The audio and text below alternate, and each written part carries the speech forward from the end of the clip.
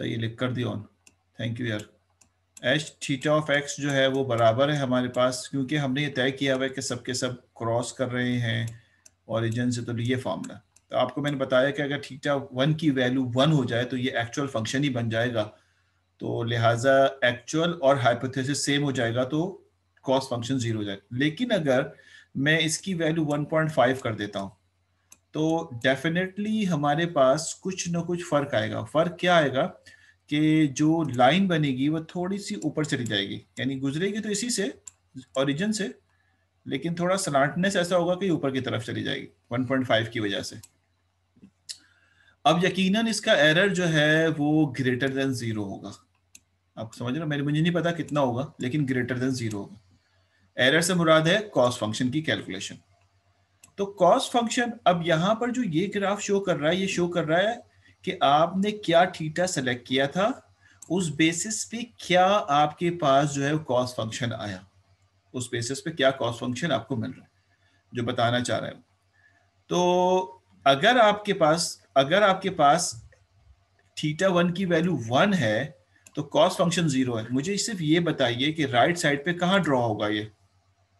ठीक है, दोबारा समझ लें, ये जो ग्राफ है राइट साइड वाला, ये बहुत इंपॉर्टेंट है, इसको समझा रहा हूं मैं आपको, इसलिए ये सारी कहानी यहाँ पे लिखी मैंने और ये टेबल भी बनाया है। अगर मैं यहाँ पे 1.5 की जगह 2 कर दूं टेबल में, तो यकीनन इसका रिजल्ट ग्रेटर देन 0 होगा, और ग्रेटर देन साथ में 1.5 वाले रिजल्ट से भी होगा, क्योंकि 2 आपने कर दिया है तो एक नई लाइन है और थोड़ा और ऊपर चली जाएगी।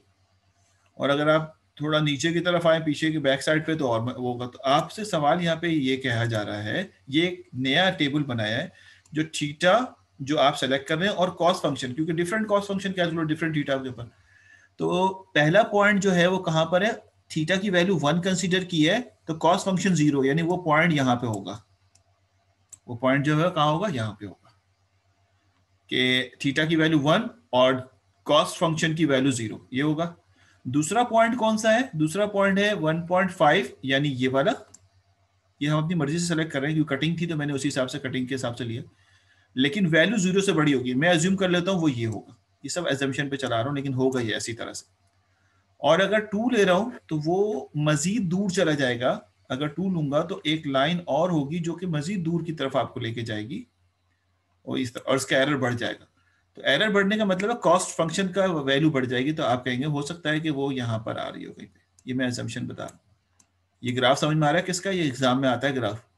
तो ये तो आपके पास एक्चुअल आपकी लाइन का ग्राफ है जो आप लीनियर रिग्रेशन बना रहे हैं, लेकिन उससे जो एरर कैलकुलेट हो रहा है और कॉस्ट फंक्शन कैलकुलेट हो रहा है वो यहाँ पे हो रहा है। और सिमिलरली 2.5 पे यहाँ आ जाएगा। लेकिन अगर मैं कोई लाइन ऐसे बनाऊं जो इस रेड लाइन से नीचे की तरफ हो, यानी मिसाल के तौर पे इस तरफ हो, तो आप क्या समझते हैं कि रिजल्ट जो है वो कहाँ पे चला जाएगा, इस तरफ आ जाएगा। सही है, नहीं 0.5 पे अगर मैं ले लेता हूँ तो 0.5 पे रिजल्ट कुछ इस तरफ यूं आ जाएगा। और अगर मैं इसकी वैल्यू और कुछ ले लेता हूँ तो कुछ इस तरह से, मैं एक अजम्पशन बता रहा हूँ, सारी है इस तरह से हो जाए। तो आपके पास एक ऐसा ग्राफ बन जाएगा यहाँ पे जो कि एक बाउल फंक्शन होगा। ठीक है, ये पूरा नीचे से टच होकर गया, मैं जरा से इसको मिस कर गया हूँ। ये इस तरह से बॉल फंक्शन होगा।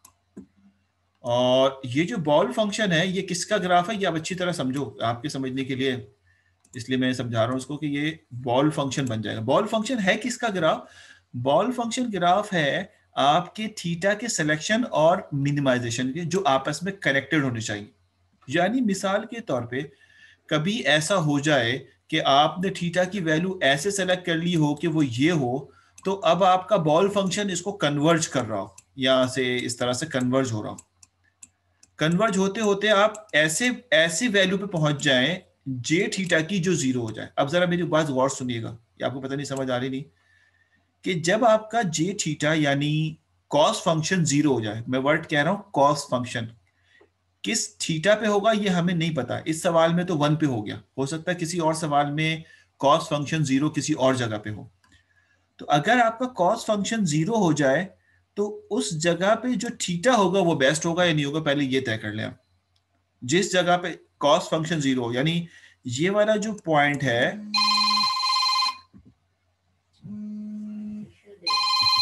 एक मिनट होल्ड कीजिएगा, मैं ये फोन भी सुन लूं, जरूरी है। अच्छा भाई, ये आपने समझना है दोनों ग्राफ ना, क्योंकि आपके लिए है। तो बात यहाँ पे ये हुई, मुझे लग रहा है समझ में आ रहा होगा कि बेहतरीन कॉस्ट फंक्शन जब होगा जब आपके पास कॉस्ट फंक्शन की वैल्यू जीरो हो। तो इस वक्त इस सवाल में कॉस्ट फंक्शन की बेस्ट जीरो वैल्यू वन पे आ रही। जरूरी नहीं है कि हर दफा वन पे आए।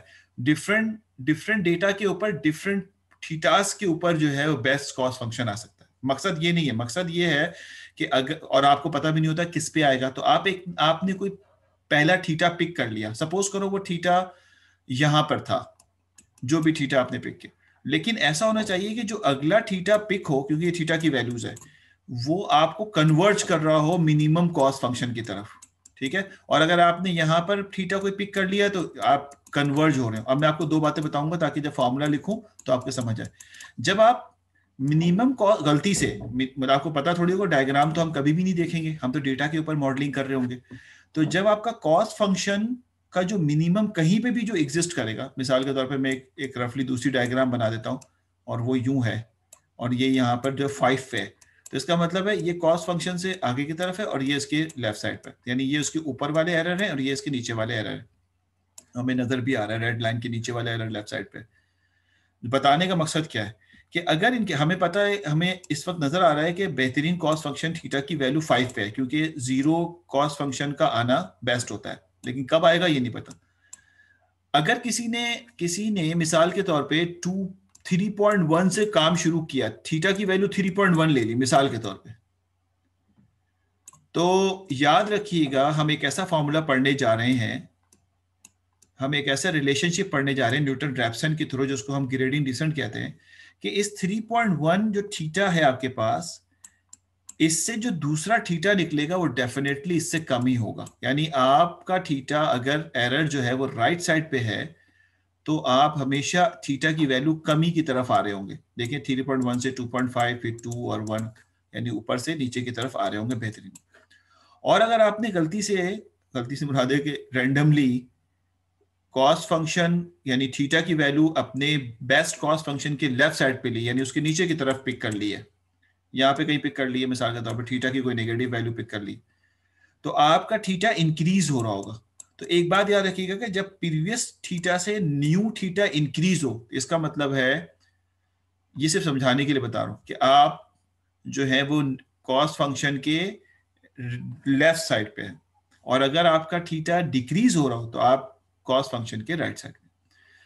अब सवाल, अभी तक ये भी सिर्फ कॉन्सेप्ट क्लियर हुआ है, सवाल ये है कि हम ये कनेक्टिविटी हासिल कैसे करेंगे और रुकेंगे कब। आप कहेंगे जब आप मिनिमम होते चले जाएं, आपका थीटा जब मिनिमम होता चला जाए और कॉस फंक्शन जब जीरो के इक्वलेंट और जीरो के बराबर आना लगे और कुछ डेसिमल तक जीरो आ जाए, तो आप कहेंगे ये मेरा बेस्ट थीटा है।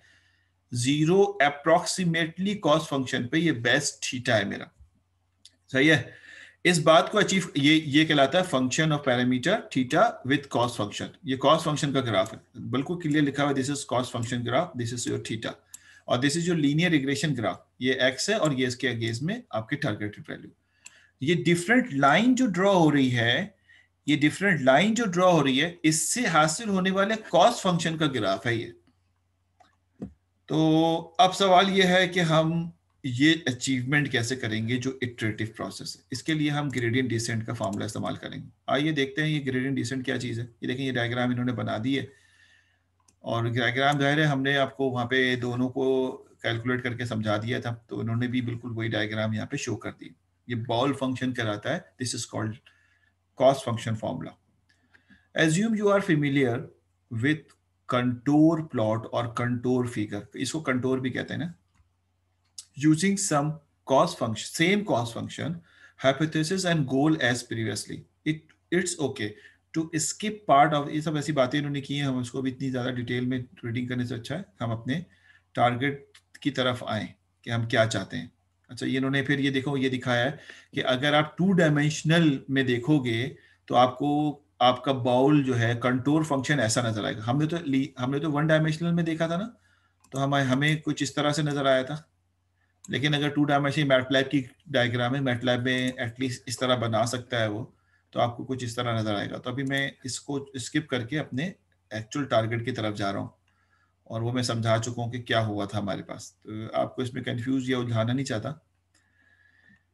कहता है ग्रेडियंट डिसेंट एल्गोरिथम, ये मैं अभी तक जो इतनी प्रॉब्लम पड़ी है, बीच से स्लाइड स्किप की है मैंने, वो हमें अभी पढ़नी नहीं है।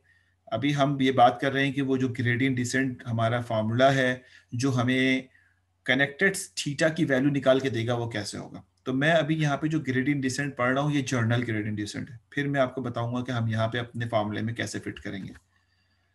तो कहता ये है वो कि आपके पास जो ग्रेडियंट डिसेंट होता है वो क्या होता है। It uses all over the machine learning domain for finding the minimum cost function। यानी सिर्फ इसी फार्मूले के लिए नहीं बल्कि मशीन लर्निंग के हर फार्मूले के लिए इस्तेमाल होता है कि किस तरह से मिनिमम कॉस्ट फंक्शन हासिल किया जाता है। इंपॉर्टेंस क्या है, after finding the first value of parameters of theta then it would be difficult to find the next best value of theta which converges the minimum cost function। ये importance है इसकी, दोबारा पढ़ दूं तो आप देख लीजिए वही जुमला जो हम बार बार रिपीट कर रहे हैं। After finding the first value of the parameters of theta, ठीक है, एक दफा आपने हासिल कर लिया या एक दफा आपने सपोज कर लिया, then it would be difficult to find the next best theta connected जो कि surety they which converge the minimum of the cost function। ठीक है, basically gradient descent algorithm depends on the first order Newton Raphson method. अब आ गया समझ क्या लिखा हुआ है कि ग्रेडियंट डिसेंट का जो फॉर्मूला है वो न्यूटन रैप्सन से ही बना है। उस एग्जैक्टली वो नहीं है, लेकिन फर्स्ट ऑर्डर का फॉर्मूला जो है वहां से एक्सट्रैक्ट करके यहाँ पे गिर, हम किसी किस्म की प्रूव नहीं कर रहे, लेकिन आपको पता होना चाहिए जब आपसे कोई बात करे तो आप बता सकेंगे ग्रेडियंट डिसेंट न्यूटन रैप्सन पे स्टैंड करता है। जैसे आप कह सकते हैं कैलकुलेटर के अंदर जो क्यूब रूट और nth रूट निकालने का फॉर्मूला है, जैसे आप cube root, fourth root, square root निकालते हैं तो उसके पीछे भी एक फॉर्मूला होता है। तो cube root, four root, fifth root और nth रूट निकालने का फॉर्मूला भी न्यूटन रैप्सन से इंप्लीमेंट हुआ है कैलकुलेटर के अंदर। तो हम पढ़ चुके हैं, हमें एप्लीकेशन ही नहीं पता, फायदा क्या होगा। जी बोले। हाँ सर एक्चुअली हम ये कह सकते हैं कि जो हमारा ग्रेडियंट डिसेंट है ये हमें अपने कॉस्ट फंक्शन के करीब ले जाने में मदद करता है, कॉस्ट फंक्शन को मिनिमाइज करने में मदद करता है, बिल्कुल अपने सही। रिजल्ट की तरफ जाने में कन्वर्ज, मदद करता जी जी, कन्वर्ज का वर्ड यूज कर है। लो, अच्छा होगा। जी जी सही है सही सर। है, बिल्कुल सही फरमाया आपने। ये सिर्फ एक टूल है जो आपको, क्योंकि अगर कॉस्ट फंक्शन नहीं होता तो ग्रेडियंट डिसेंट कुछ भी नहीं कर सकता था। एक्चुअल तो हमारा कॉस्ट फंक्शन है, लेकिन मसला है कि हम उसमें थीटा नहीं हासिल कर रहे। तो आपका जुमला बिल्कुल ठीक है कि इट हेल्प्स टू फाइंड और कन्वर्ज, ठीक है, as such value of theta which converge towards the कह लें कि आप मिनिमम कॉस्ट फंक्शन, कि ऐसा थीटा निकाल के देता है जो कॉस्ट फंक्शन को मिनिमम कर देता है। ये वो फॉर्मूला है, मैंने आपसे कहा ना हम किसी किस्म का प्रूफ नहीं करने जा रहे इसमें। तो ये ग्रेडियंट डिसेंट का फॉर्मूला है, the more generalize gradient descent. अभी हम इसको फिट करेंगे अपने फॉर्मूले में।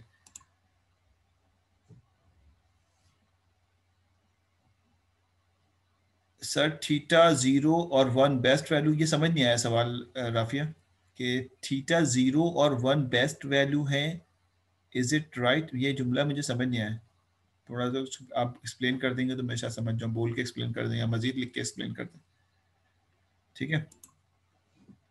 अच्छा जी, दोबारा पूछ लीजिएगा, आप लिख लें इसको, दोबारा पूछ लीजिएगा। अच्छा, कहता है कि this formula is a gradient descent, ये एक बिल्कुल सिंपल सा ग्रेडियंट डिसेंट का फार्मूला है, और अभी हमें इस ग्रेडियंट डिसेंट में अपने फार्मूले को रखना बाकी है। ये एक ग्रेडियंट डिसेंट है जो एक टूल है और वो हेल्प करेगा कन्वर्जेंस की तरफ ले जाने में। तो तीन चीजें हो गई, बहुत सारी चीजें मिक्स हो जाती है ना, तो मैं इसको एक दफा लिख देता हूँ यहाँ पे कि हमारे पास एक एक हाइपोथेसिस है जो लिखा हुआ है थीटा नॉट और प्लस थीटा 1 ऑफ एक्स में, ये हमारा हाइपोथेसिस है। हम इस हाइपोथेसिस के बेसिस पे एक कॉस्ट फंक्शन बना बैठे हैं, और वो कॉस्ट फंक्शन क्या है, 1/2m, ठीक है। ये बिल्कुल मिक्स ना हो इसलिए मैं लिख रहा हूँ ये summation sign hypothesis h of x, right, of minus y का होल स्क्वायर। दिस इज और we need to find, this is called cost function, इसको हम कॉस्ट फंक्शन भी कह रहे हैं, और we need to find the minimum. अब इसके मिनिमम का इन्हिसार इस हाइपोथेसिस के थीटास के ऊपर है, तो we are looking basically theta. अच्छा, अब थीटा थीटा 0 या 1 नहीं होगा, थीटा 1 है ये, थीटा 0 1 नहीं होगा। हम थीटा हो सकता है 100, थीटा मिसाल के तौर पर थीटा नॉट 100 भी हो सकता है, और थीटा 1 जो है वो 5 भी हो सकता है, इस तरह भी हो सकता है। लेकिन जो थीटा आप सिलेक्ट करेंगे उसके ऊपर ये कॉस फंक्शन जीरो होगा। ये बात समझ, थीटा का 0 और 1 होना जरूरी नहीं है, थीटा कुछ भी हो सकता है, एनी नंबर ऑफ थीटा। हमें क्या पता कौन सा थीटा बेस्ट है। जैसे आपने कहा ग्राफ में अगर ये कॉस फंक्शन है और ये थीटा का फंक्शन है, तो आपको क्या पता है कि ये थीटा कब कॉस फंक्शन को जीरो करेगा? जिस जगह पे कॉस फंक्शन जीरो होगा, जिस जगह का मतलब होता है जिस थीटा की वैल्यू पे कॉस फंक्शन, हो सकता है कि -10 पे जीरो हो जाए, तो इससे जाहिर होता है कि थीटा जो है वो -10 बेस्ट है, जिसपे कॉस फंक्शन जीरो हो गया। तो एक्चुअल में कॉस्ट फंक्शन जीरो करना है, तो हमें क्या पता कि कौन सा कॉस्ट फंक्शन बेहतर होगा इस डेटा सेट के लिए। तो इनिशियली हम पहला कॉस्ट फंक्शन पिक करते हैं, पहला थीटा पिक करते हैं अपनी मर्जी से, उसके बाद कन्वर्ज करना शुरू करते हैं। तो आपको नजर आ रहा होगा कि ये फॉर्मूला है कनेक्टेड का। नॉर्मली उसको J+1 लिखो तो ज्यादा बेहतर होता है, आपको कंफ्यूजन नहीं रहेगी कि J+1 का मतलब है करंट थीटा, अभी जो निकालना चाहते हैं वो बराबर है प्रीवियस थीटा, जो प्रीवियस थीटा है, माइनस लर्निंग रेट, अभी समझाऊंगा मैं लर्निंग रेट।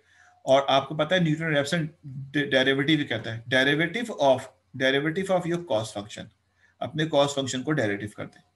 तो ये फॉर्मूला है, और ये कब तक करते रहे? जब तक के कन्वर्ज नहीं हो जाए। कन्वर्ज का मतलब ये होता है, सुनिएगा भाई, आपको सुनने की बातें सारी आप ये नोट डाउन कर लें, लिखा हुआ भी होगा कहीं ना कहीं। तो कन्वर्ज का मतलब ये होता है कि जो करंट वैल्यू आपने निकाली है और जो प्रीवियस वैल्यू मौजूद थी, इनका डिफरेंस जीरो हो जाए थीटा का।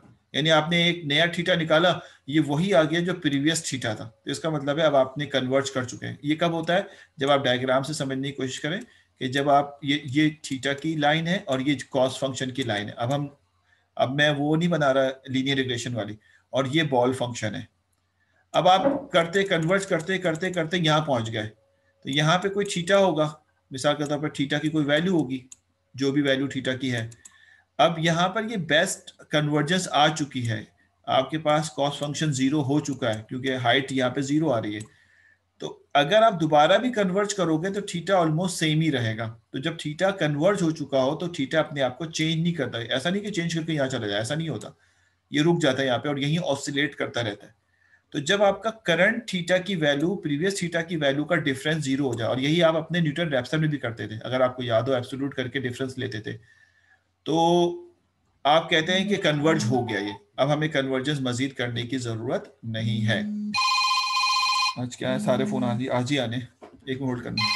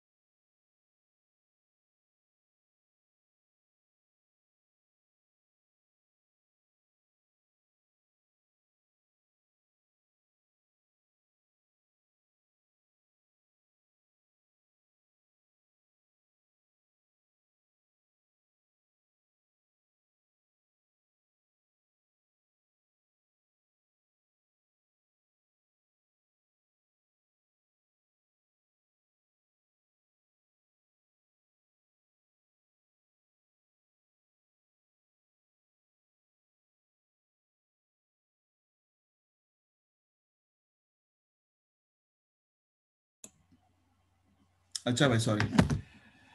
तो ये समझ आ गई तुम्हें कि हमें बेसिकली हम यहाँ पर इसको इस फंक्शन, अब सबसे बड़ी बात यह है कि इस फंक्शन को अपने एल्गोरिथम में, यानी अपने कॉस्ट फंक्शन के लिए लिखने के लिए यहाँ पर आपको अपने लीनियर रिग्रेशन का कॉस्ट फंक्शन लिखना पड़ेगा और उसको डेरिवेटिव करना पड़ेगा।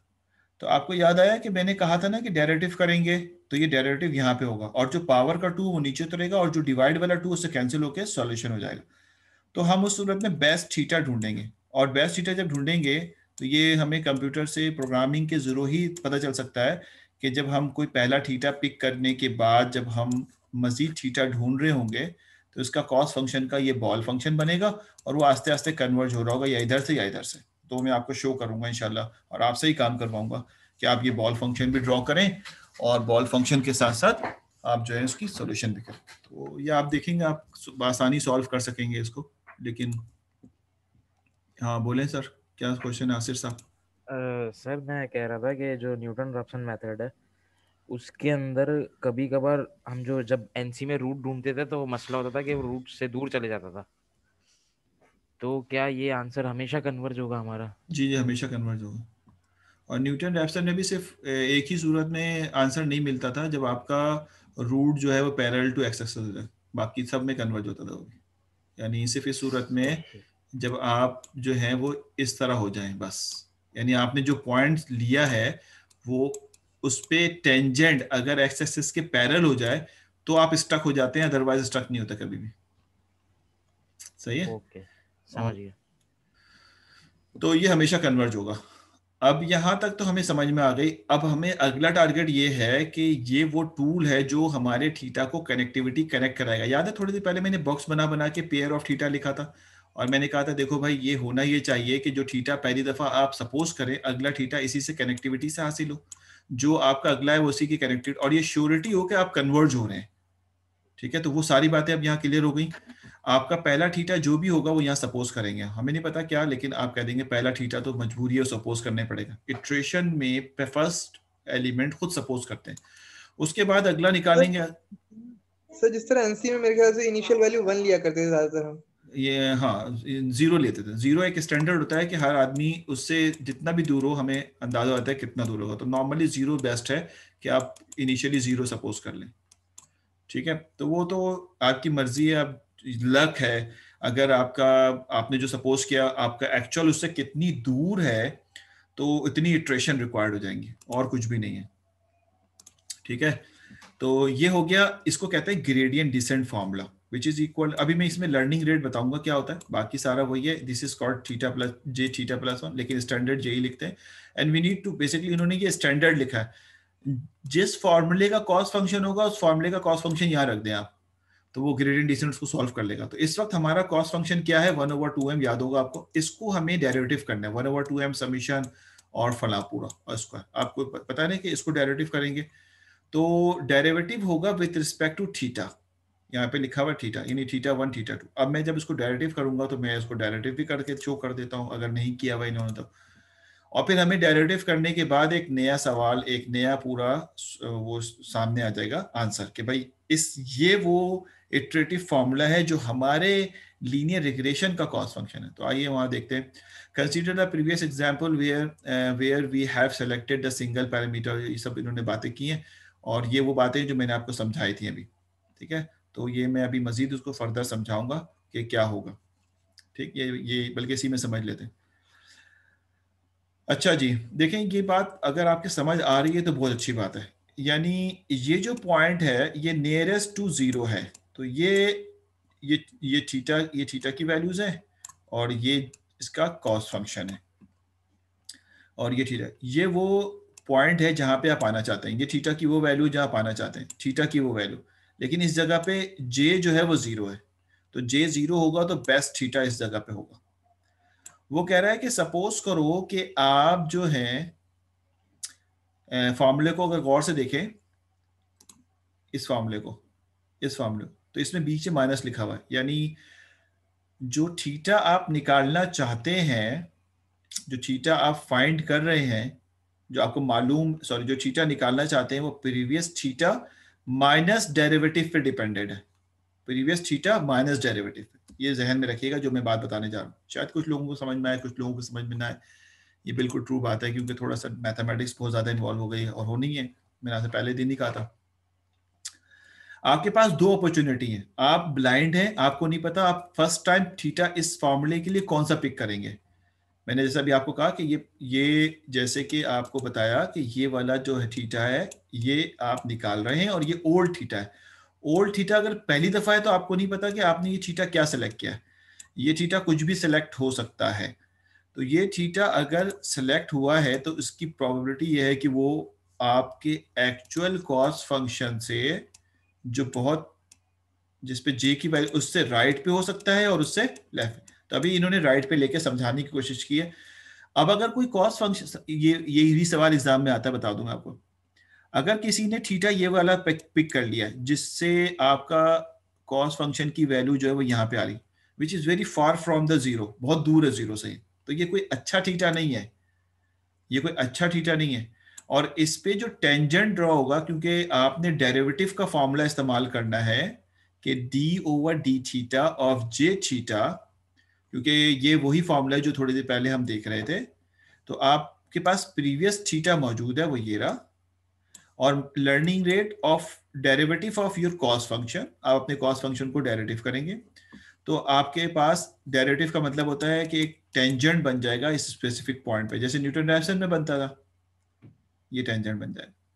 मैं सिर्फ बता ये रहा हूं कि डेरिवेटिव करने से अगर थीटा आपका राइट साइड पे है तो जो डेरिवेटिव बनेगा, जो टेंजेंट ड्रॉ होगा, इसका जो स्लोप आएगा, इसका जो ग्रेडियंट आएगा, अब मैं बहुत डिटेल में नहीं जाना चाह रहा क्योंकि आपको पता है ना, किसी कर्व का अगर स्लोप निकालना हो तो आप उसको डेरिवेटिव कर लेते हैं, ये पता है आपको, और उस पॉइंट पे कर लेते हैं जो पॉइंट आपको गिवन, तो पॉइंट हमें θ1 दिया हुआ है, तो देखें डेरिवेटिव कर लिया हमने और उस पॉइंट पे कर लिया उसको। तो जो स्लोप हमें मिलेगा अगर ये राइट साइड पे है तो जो स्लोप हमें मिलेगा वो इस तरह से स्लांट होगा। याद रखिएगा ये जो स्लोप है ये हमेशा पॉजिटिव होता है, जो इस तरह स्लाइंट हो, यानी जो आपके पास 0 से 90 के दरमियान जो टेंजेंट बनते हैं एंगल वाइज, उसका स्लोप जो है वो पॉजिटिव होता है हमेशा, चाहे किसी भी तरीके से हो, यानी ऐसा हो ऐसा हो ऐसा हो, चाहे ऐसा ही क्यों ना हो, लेकिन 90 से पहले पहले हो, इन सब का स्लोप जो है वो पॉजिटिव होता है। हम इसकी वैल्यू पे नहीं जा रहे, मैं आपको सिर्फ समझा रहा हूं। अच्छा जी, अब होना क्या चाहिए कि अगर आपका थीटा ये वाला है, ये वाला थीटा है, तो कनेक्टिविटी बेसिस पे अगला जो है वो यहां कहीं होना चाहिए, इस जगह पे कनेक्टिविटी बेसिस पे आगे यहां कहीं होना चाहिए। तो अब अगर अज्यूम करें कि ये थीटा की वैल्यू 5 है तो अगली वैल्यू बड़ी होनी चाहिए या छोटी होनी चाहिए, ये तय करो पहले।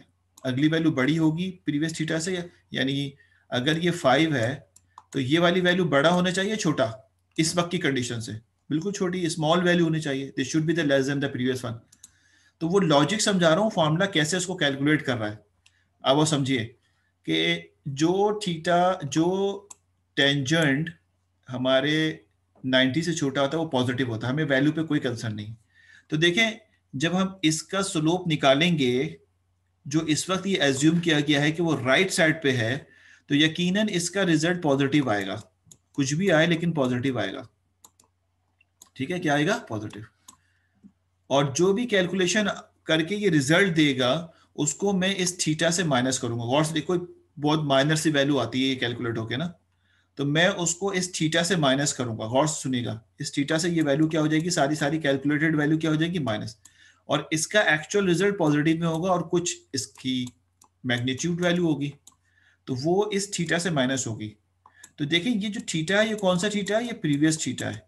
प्रीवियस थीटा इस वैल्यू से जब माइनस होगी तो जो करंट वैल्यू आएगी ये वाली, ये प्रीवियस से बड़ी होगी या छोटी होगी इस फॉर्मूले के हिसाब से? यकीनन ये थीटा को जब इससे माइनस करेंगे तो वैल्यू कम हो जाएगी, तो करंट वैल्यू कम आएगी। तो आपको आप देख ही रहे हैं ना कि जो जो करंट वैल्यू है, अगर आपका पॉइंट एक्चुअल कन्वर्जन से राइट साइड पे है तो उसको अगला थीटा कम देना चाहिए और उसको भी अगला थीटा कम देना चाहिए। तो आप देख रहे हैं ग्रेडियंट डिसेंट ने कैसे एडजस्ट किया हुआ है कि जब आपका थीटा पहला सेलेक्ट होगा तो अगला थीटा डेफिनेटली सबट्रैक्ट होके मजीद कम हो जाएगा, और अगला थीटा मजीद इस, क्योंकि अगला थीटा अब ये वाला कंसीडर होगा, ये वाला, तो ये मजीद कम होके और इस तरह आस्ते आस्ते थीटा जो इस तरह बढ़ना शुरू हो जाएगा। ये तो वो कंसीडरेशन है जब आपने अपने एक्चुअल कन्वर्जन पॉइंट से राइट साइड पे ले लिया था।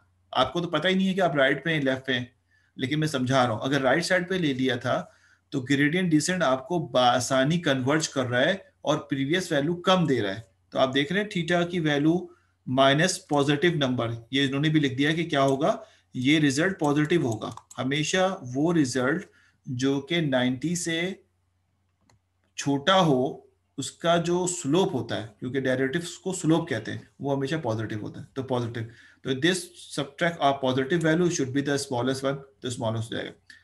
लेकिन अगर इसकी वाइस वर्सा बात करें हम, जी हमेशा, ठीक है हमेशा, लेकिन ये कब होगा जब आपकी एक्चुअल कन्वर्जेंस है राइट साइड पे।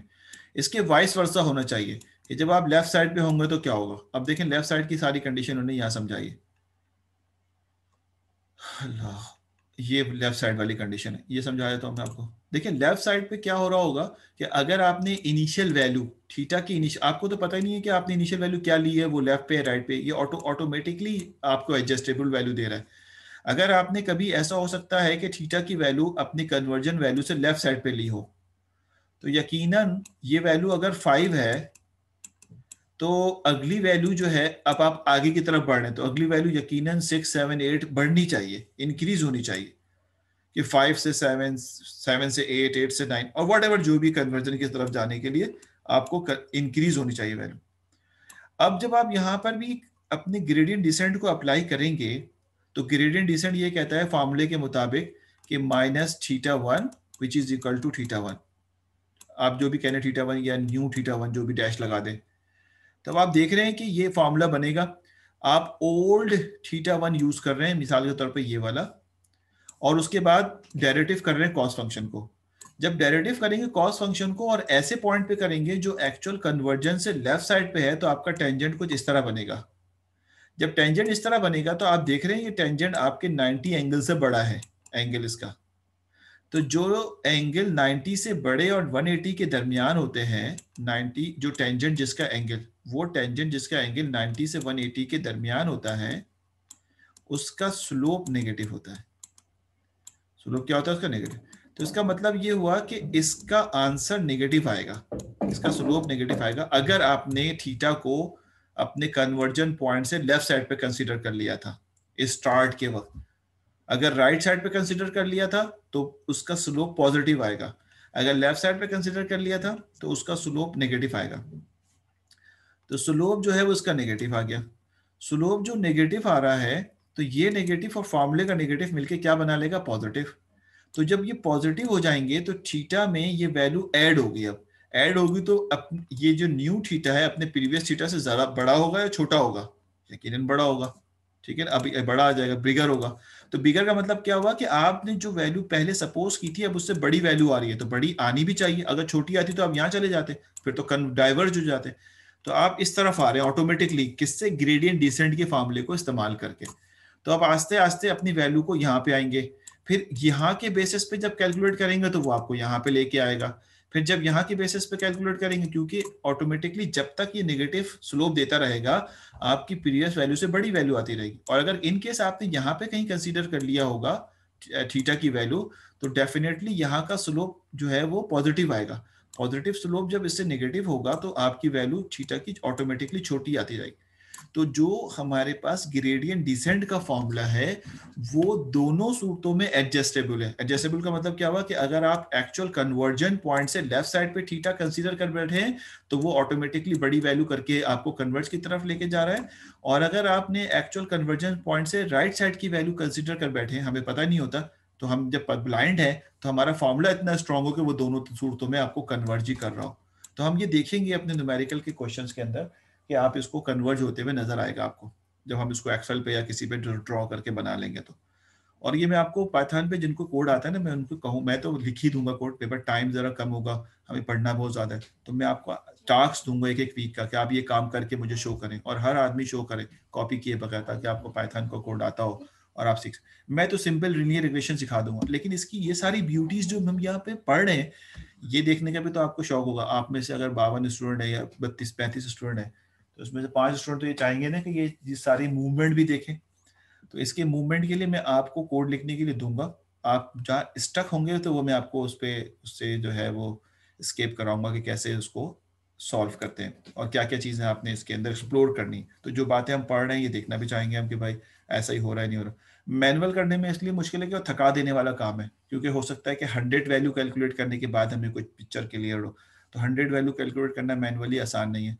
आपका पाइथन का कोड आसानी से क्लियर कर दे। तो दो टाइप के कोड हैं, इनसाइड करके खुद सारा लिखें, और एक वो है जो इसकी लाइब्रेरी को इस्तेमाल करें। मैं आपको लाइब्रेरी इस्तेमाल करवाऊंगा क्योंकि वहाँ पे टाइम कम है, और ये सारे काम आपको टास्क के तौर पे दिया करूंगा कि आप इसको सॉल्व करें।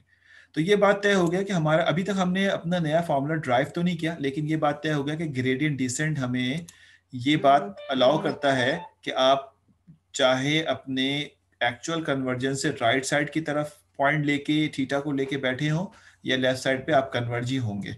तब जब ये श्योरिटी मिल गई तो ये सारा इन्होंने यहाँ पे लिखा भी है, थीटा 1 माइनस अल्फा और नेगेटिव, ये सारी बातें लिख के इन्होंने यहाँ पे लिखी। तो अब ये हमारा फार्मूला है, और इस फार्मूले को हम इस्तेमाल करने जा रहे हैं। ये ग्रेडियंट डिसेंट की वो टॉपिक है जो हम अभी ब्रेक के बाद इंशाल्लाह पढ़ेंगे, और उसके बाद फार्मूले की तरफ जाते हैं। देखिए ये बाकायदा दिखा रहा है किस तरह मूवमेंट हो रही है, ऐसी मूवमेंट हम भी दिखाने की कोशिश करेंगे, लेकिन इससे पहले हम अपने फार्मूले को ड्राइव कर लें। 1 मिनट रह गया, ये बंद हो जाएगा, नमाज का ब्रेक लेते हैं, 8:15 बजे ज्वाइन करेंगे। ठीक है, 8 o'clock हो रहा है, नमाज पढ़ने के लिए चलते हैं, और 8:15 पे ज्वाइन करते हैं। अल्लाह हाफिज़, फिर आके डिस्कशन कर लेंगे बाकी जो भी सवाल आते हैं लिख के रखें, बाद में फिर इंशाल्लाह नमाज के बाद डिस्कस कर लेंगे। अस्सलाम वालेकुम।